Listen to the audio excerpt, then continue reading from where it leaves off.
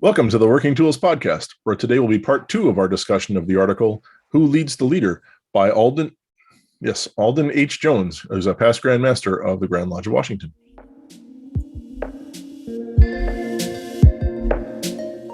Ladies and gentlemen, brethren all, welcome to the Working Tools Podcast, a casual conversation around Freemasonry. First, it's important to note that our thoughts and opinions are our own and do not reflect those of our Grand Lodge or respective craft or concordant bodies. Please connect with us and ask questions via our website at theworkingtoolspodcast.com.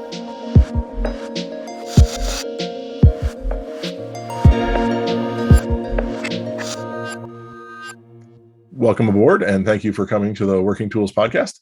I'm Matthew Appel. I'm a Mason here in Mill Creek Lodge number 243 in Montlake Terrace, Washington. We also have with us Worshipful Brother Stephen Chung of Prince Charles Lodge, number 153 in Kelowna, British Columbia, and very Worshipful Brother David Colbeth of King Solomon number 60 down in Auburn, Washington. And our usual fourth brain is not here this evening. Jarrod's having some technical problems and wasn't able to make it. But we're going to continue our discussion of this article on Who Leads the Leader, which David chose here. So he was, we sort of wrapped up maybe-ish our discussion last episode of what we sort of thought leadership was in the Masonic context and lodge context, maybe sort of. And I know you've got a whole bunch of questions that you were just aching to pepper us with. So, David. It's my turn. So we're continuing our conversation about volume 61, number 3, March 1983, that Who Leads the Leader. And I think it's a great little, it's only like 2.5 pages or 3 pages. It's really a simple read, but wow, you can, like with most of the short talk bulletins and other things in Masonry, you can really unpack that topic and delve into the details. And hopefully you get a chance to listen to the previous episode. And Stephen does a great job of talking about some of the specifics and the roles and the functions that we do in Lodge. And I totally agree. It wasn't meant to be a deacons and stewards training, but yeah, there's some things that probably should be taught as basics and understanding. And so we were talking about the idea of, well, a new Mason should be watching everybody else and how they're doing things, and how you should be watching the guy in front of you, then above you, if you will, in the next chair, and what they're doing, how they're doing things. And unless you're told to do that, or in Stephen's case in BC, that sounds like they have a better mentorship program where they actually tie somebody with them for a year or more, and not just a proficiency, but actually in development of the Mason. And so the next question was, why isn't Lodge leadership automatic? And so there's an assumption maybe that he's just going to pick things up by osmosis. Oh, he just come to a lot of meetings. Just come to a lot of meetings. You'll get the ritual. You'll learn. You'll figure things out. But I don't think and again, we're not necessarily talking about, in this episode, this show, we're not talking about ritual or the management necessarily, or of the function of the lodge. It's more about the leadership and how a guy can become a leader. And one of the things the article talks about is that the installation ceremony does not automatically assure the leader in the lodge. Just because you've been installed and you're supposed to be recognized as a leader and you're obligated to leadership responsibilities, it doesn't necessarily make you a leader. And he goes on to say that leadership is not a Masonic virtue, right? It's something that we can expect and hope for from a guy, but it's not a virtue. So why isn't Lodge leadership automatic? Well, I guess, my first thought is just not everyone's cut out for that job. I mean, there's a couple of the guys who have been some of the best Masons that I've known. They were stewards a couple of times, but basically they never aspired at all to go up the chairs into the East. And while there are some who would say, oh, he's not a worshipful master or past master or whatever, as I said, I love those guys, and I would not cast aspersions on them at all. There are some people who just don't want to or don't have that particular aptitude. And personally, I'm okay with that. I would argue that the leadership in the lodge should be fostered before one gets to the East, that, you should be put in charge of, whatever. Hey, we've got our 100-year anniversary celebration coming up. How about you, whatever, you're in charge of food, or you're in charge of the celebration, or whatever, or the lodge is moving and we need someone to herd those cats, or whatever it is. There should be a series of opportunities as you're going along where you say, hey, hey, Bill, how about you take this job on? And through that, you can help that person grow those leadership skills that they're going to need to be master. And 2, you can evaluate that, what, this guy is he ain't getting it. And maybe he shouldn't be master someday. And again, that's okay. Sometimes I think we put too much emphasis on this whole past masterdom thing. Those are my 2 points there. Yeah. And that alludes to the last episode. We were talking about how it's the assumption of a progressive line is a fallacy, or is inaccurate. It's become an automatic thing that we just, a guy gets in and he automatically goes up every single time. But if, like, I love that analogy. If you give somebody responsibility and they aren't able to perform, it's not really his fault. It just doesn't have that skill. And so we shouldn't expect him to be automatically move up and become master or become senior warden or junior warden or whatever. And that's the idea of the theory behind the stewards, right? They're supposed to help the junior warden with events or refreshments and things like that. And I agree. It's kind of a test to see how they can organize things, how they greet people, how they work with people. It's the first stage in giving back and being giving back to the lodge and being, what's the word I'm looking for? Anyway, serving, being a servant.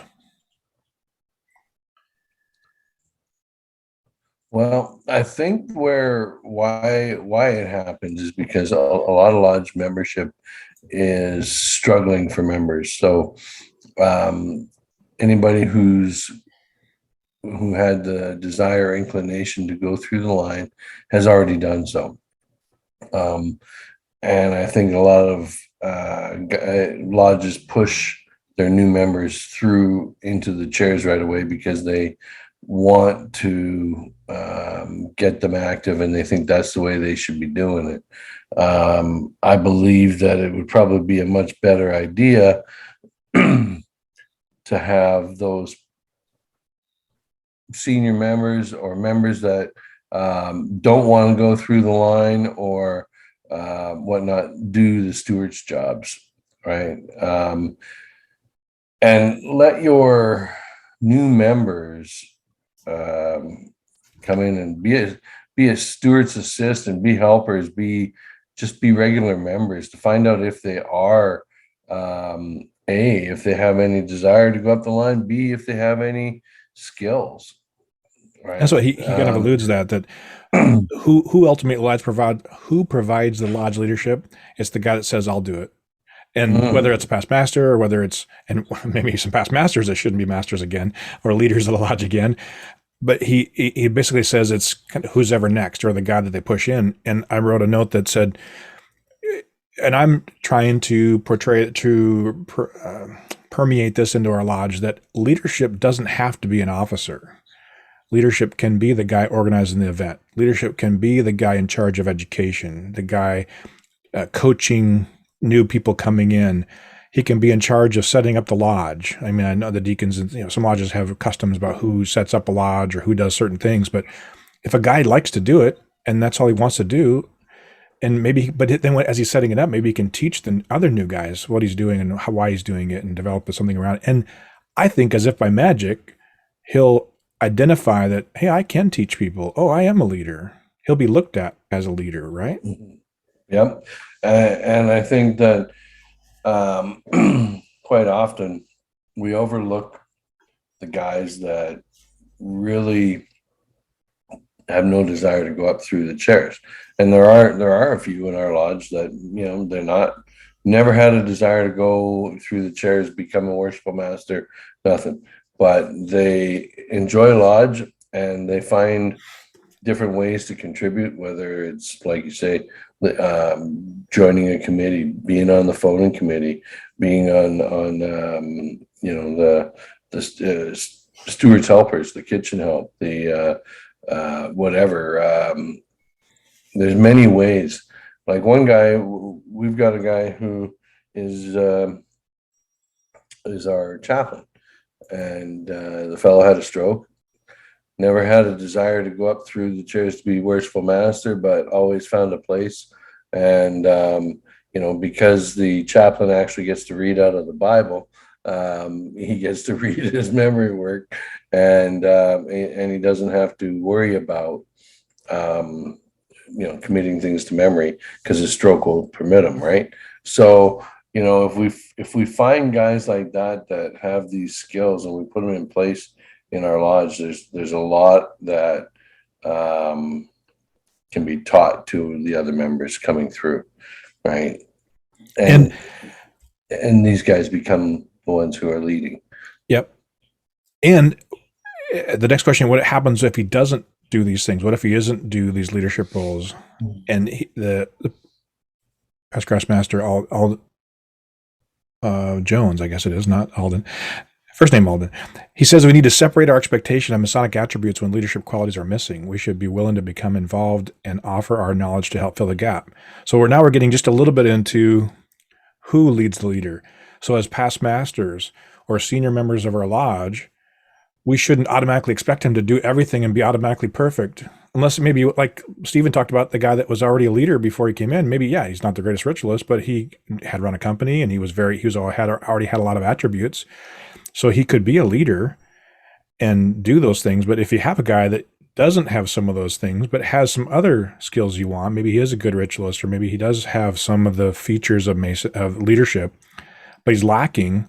Isn't it our responsibility as master masons and as past masters to, and we talk about that later, whisper suggestions into his ear, or to say, you know what, we'll take care of that. I've often wanted our lodge to really try to put together a true past masters committee, if you will, or past masters council, not to run the lodge or be in charge of the lodge, but to, when a master needs help, we can say, yep, we got you.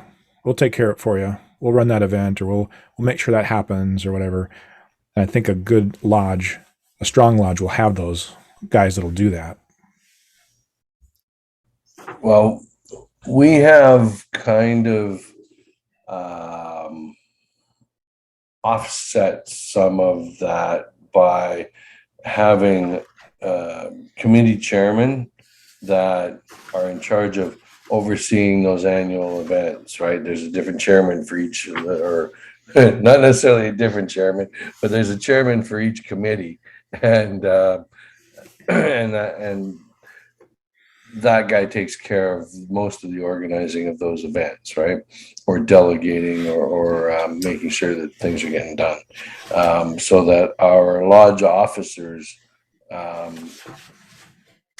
really are not responsible for as much outside of the regular lodge meeting work, right? It's offset having inconsistencies, right? It's made things a lot more consistent in our lodge, right? So it's proven to be a good thing, a good way to do it for us anyways. Yeah, there are also other, I think this is what we were talking about, the other opportunities for helping people be better leaders. In our district, we have what we call the ED team, the district education team, and the brothers on that team every year put on a series of trainings about, well, we talk about deacon and stewards training. We do deacons and stewards training. We do what used to be a weekend retreat that everybody went to before COVID, and we had where we would have a series of classes about various aspects of being master of your lodge, which was intended for like senior deacon, junior warden, senior warden group of people from all the different lodges. And it was intended to help exactly that, help to foster, can you learn leadership in a classroom? No. Can you help out some? Yeah, I think so. You can at least prepare them for, hey, you might want to look at your calendar kind of thing, and that sort of stuff. And that, it's not the be all and end all or anything, but I think it definitely helps. And it also, a big part of that weekend is getting them to bond with each other and to bond with the ED team. And the ED team is there, kind of like you were saying about the group of past masters. The guys who are on the education team are, hey, you need somebody to cook a prime rib dinner for when the Grand Master's official visit comes around. Okay, we'll take care of that. You need, we're the guys who are supporting all of the lodges as best we can. Although clearly mine should get all the support and is superior to the others. But it's, we have to dole out some crumbs to the other guys once in a while. So, but anyway, my point was that there are programs like that, in different areas, or if you don't have a solid program in your lodge, that you can go to other lodges in your area and work on that. Yeah, I think cross-pollination between lodges and even between districts. I was fortunate to negotiate my way into one of those district ed events that Matt was actually the district deputy at the time. He got credit for everything that year, and but it was an awesome weekend, and I really enjoyed it. It was an intimate setting, and you got a chance to really work through the details. And yes, that bonding, sitting around the fire, smoking cigars, and with a full belly, it was a great opportunity to get to know each other and talk about. It was like an episode of the Working Tools. It was casual conversation about masonry. You're talking about the things you just learned about that day. That's exactly what we kind of hope to do with the show. And that was a perfect idea. If you think about sitting in a meeting after the meeting or around a fire, then this is kind of the idea. So that the next thing he asks is, what can we reasonably expect from this lodge leader? And he goes on to talk about 10 areas. I don't know if we're going to get through these in 10 minutes, but we'll give it a shot anyway. The leader organizes. He plans ahead, assigns committees, delegates work, holds officer meetings, and gets people involved. I think we've talked a little bit about each of those already to some extent.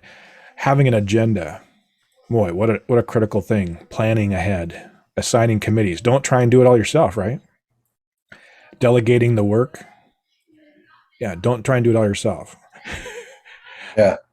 Being a good leader is a lot of learning how to delegate, because there's a lot to do in every lodge. If you want to have everything happen that normally happens in a year, it takes a good team effort to get it all done.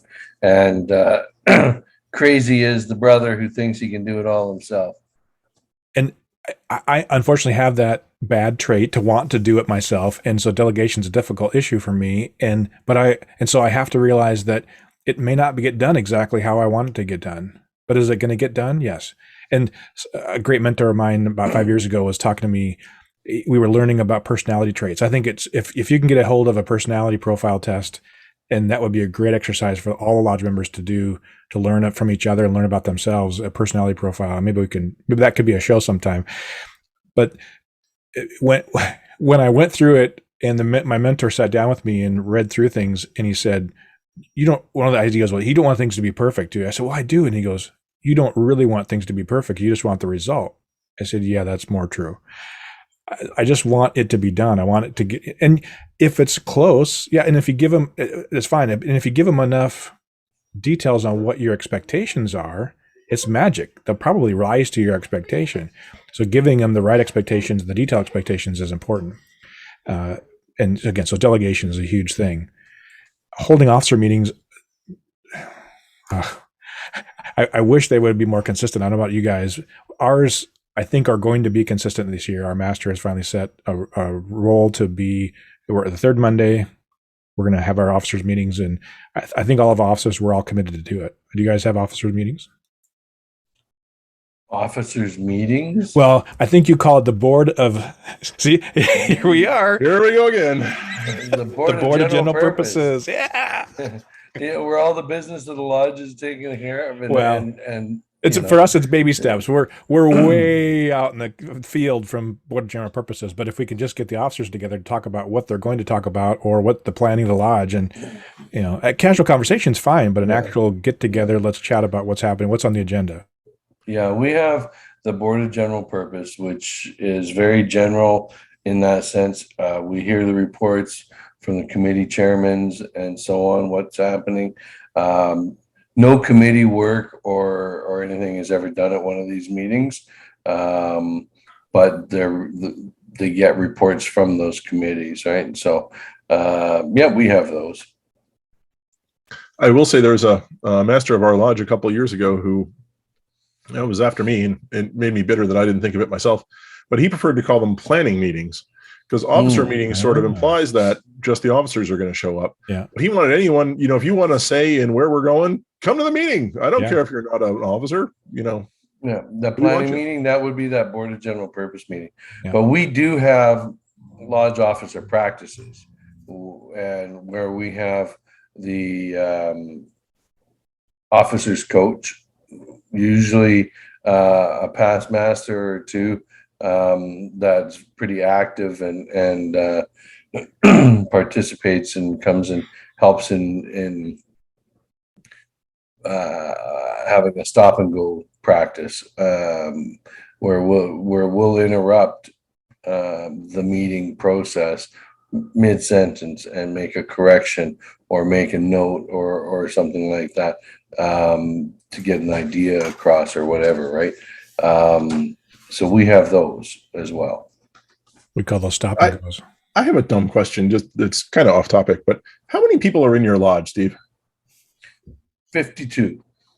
So 52 members of the lodge. How many show up to your average meeting? 25 to 30. How do I have 140 or so members in my lodge, and we don't have any of these organizational things? We gotta figure this out. Something ain't right over here. Expectations.